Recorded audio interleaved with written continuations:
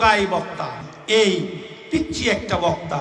মাঝে মধ্যে ব্যাঙের মধ্যে লাফাই দেখি, মাঝে মধ্যে দেখি ব্যাঙের মতো লাফাইতেছে, মাঝে মধ্যে দেখি নৌকায় উঠে গান গাইতেছে, মাঝে মধ্যে দেখি দৌড়াদৌড়ি ছোটাছুটি করতেছে, আবার ইনি বড়দের সমালোচনাও করতেছে।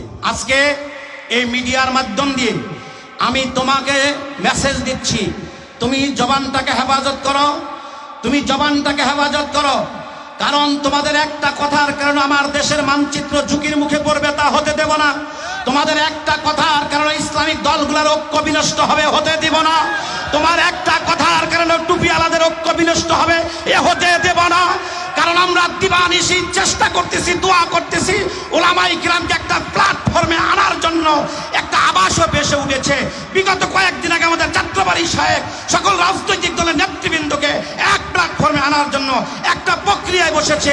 আর মাঝখানে তুমি মিডিয়ার সামনে এসে কথা বলবে, আগামী দিনে জবান তোমার হেফাজত না থাকলে তোমাকে বাংলাদেশ থেকে জুতা পেটা করে আমরা বাংলাদেশ থেকে পালিয়ে যেতে বাধ্য করবো। কথা বলে ঠিক কিনা?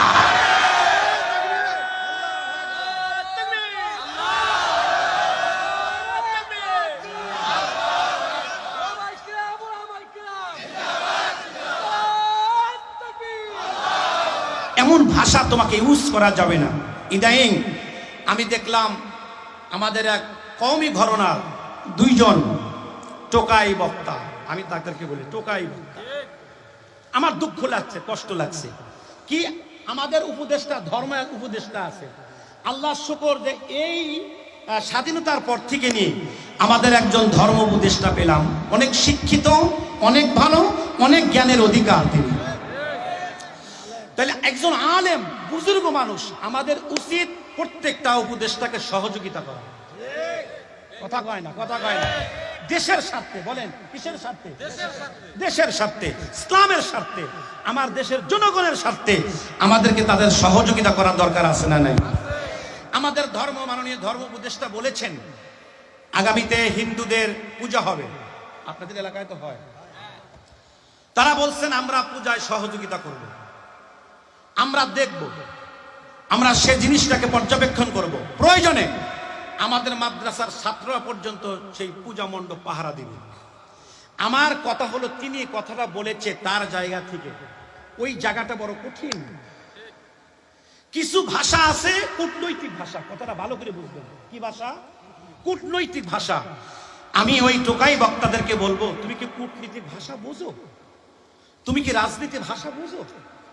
তুমি ইনজেকশন পুশ করা জানো না? তুমি কোন জ্ঞানে ইনজেকশন করতে যাও? কথা বলেন ঠিক না বেটি? তুমি কূটনৈতিক ভাষা তো বোঝো না, তুমি রাজনৈতিক ভাষা বোঝো না। কূটনৈতিক ভাষা এক জিনিস, রাজনৈতিক ভাষা এক জিনিস, আর সভা সমিতির ভাষা এক জিনিস। ডক্টর খালিদ সাইফুল্লাহ এই কথা বলেছেন, সে ওই জায়গায় তার ওই স্থানটা বড় কঠিন,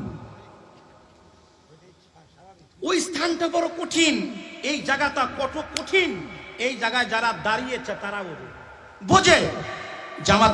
জামাত ইসলামের আমির, সম্মানিত আমির ডক্টর শফিকুল ইসলাম সাহেব, তাকে জিজ্ঞাসা করেন এই রাস্তাটা কত পিচ্ছিল। আমাদের রাজপথের লড়াকু সৈনিক আল্লামা মামুনুল হক সাহেব দামাত বরকাতুহুমকে, তিনি একটা প্ল্যাটফর্মে দাঁড়িয়েছেন, সারা পৃথিবী তাদের দিকে তাকিয়ে থাকেন। এই জায়গাটা বড় পিচ্ছিল, তাদের ভাষাটা হতে হয় কূটনৈতিক ভাষা। এই রাজপথের লড়াকু সৈনিক, আগামী দিনের ইসলামী আন্দোলনের যিনি সিপাহা সালার, আমাদের নায়েবে আমির শাহ হুজুর মহোদয়, যিনি আমার রাজনৈতিক গুরু, আমাদের নায়েবে আমির আলহাজ হযরত মাওলানা মুফতি ফয়জুল করিম, ওনাকে জিজ্ঞাসা করেন ওনারা কোন জায়গায় দাঁড়িয়ে আছে। তাদের একটা কথা মানে জাতির অস্তিত্ব। এই জন্য সবসময় তারা কথা বলে দেশ আমাদের অধিকার। কথা কয় না, কথা। দেশ আমাদের অধিকার, মুসলমানের যে অধিকার হিন্দুর, খ্রিস্টানের। কিন্তু তিনি কি বললেন? আমার ধর্ম উপদেষ্টার কড়া সমালোচনা করলেন।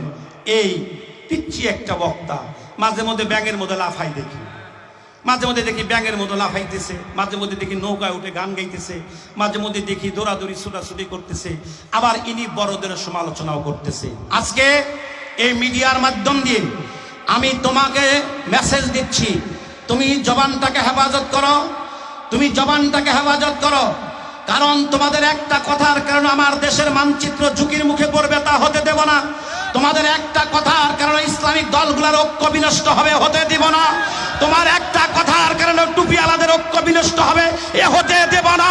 কারণ আমরা দিবানিশি চেষ্টা করতেছি, দোয়া করতেছি উলামায়ে কিরামকে একটা প্ল্যাটফর্মে আনার জন্য। একটা আবাসও বেশে উঠেছে। বিগত কয়েকদিন আগে আমাদের যাত্রাবাড়ি শাহেখ সকল রাজনৈতিক দলের নেতৃবৃন্দকে এক প্ল্যাটফর্মে আনার জন্য একটা প্রক্রিয়ায় বসেছে।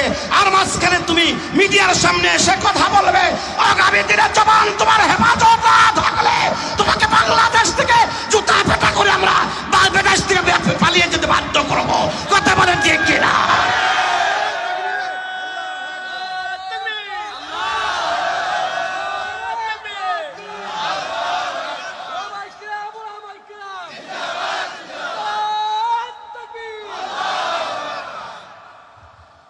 আমি সহজে মিডিয়ায় এই সমস্ত কথা বলি না, কিন্তু আমি কি বলতে বাধ্য হলাম এই জন্য বর্তমান দেশের যে পরিস্থিতি, না আছে অর্থনৈতিক অবস্থা ভালো, না আছে সামরিক অবস্থা ভালো, না আছে আইনগত সমস্যা ভালো, ভালো সকল দিক দিয়ে আমরা সমস্যায় জর্জরিত।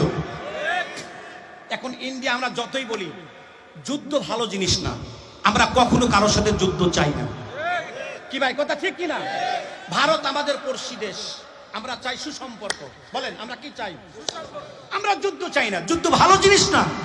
বর্তমান দেশের যে পরিস্থিতি, অর্থনৈতিক অবস্থা, যে কোন একটা দেশের সাথে যুদ্ধ লাগলে যতই বলেন আর যতই গল্প করেন অত সোজা না। যেটা সত্যটা আপনাকে মানতেই হবে, অত লাফায়েন না। ওই যে আমাদের গ্রামে বলে অত গুড়, অত লাফাবেন না। আপনি যে লড়তে যাবেন, আপনি আগে নিজের দিকে তাকান, আপনার বাহুতে বল কতটুকু আছে। দেশের যে অর্থনৈতিক অবস্থা, দেশের যে পরিস্থিতি, দেশকে এই সময় বিপদের সম্মুখীন আমাদের ফেলে দেওয়াটা ঠিক হবে না। এই জন্য আল্লাহর কোরআনের নির্দেশ, তোমরা ঐক্য হও। এখন আমি জানতে চাই আপনারা কি ঐক্য হতে রাজি আছেন? একটা প্ল্যাটফর্মে জাতি আসুক, এটা কি আপনারা চান? যদি বলেন চান, কেন চাবেন না? নির্দেশ বিসমিল্লাহির রহমানির রহিম। شرع لكم من الدين ما وصى به نوحا والذين أوحينا إليك وما وصينا به إبراهيم وموسى وعيسى أن أقيموا الدين ولا تتفرقوا فيه. আল্লাহর নির্দেশ, তোমরা তাফাররুক হও না, তোমরা ঐক্যবদ্ধ হও আল্লাহর দ্বীনের সাথে। তাহলে বোঝা গেল আল্লাহর নির্দেশ ঐক্যবদ্ধ হওয়া, তাফাররুক হওয়া নয়। দ্বিতীয় নম্বর কথা হলো, সম্মানিত সুধী, যে মেসেজটা আপনাদেরকে দেওয়া খুবই জরুরি।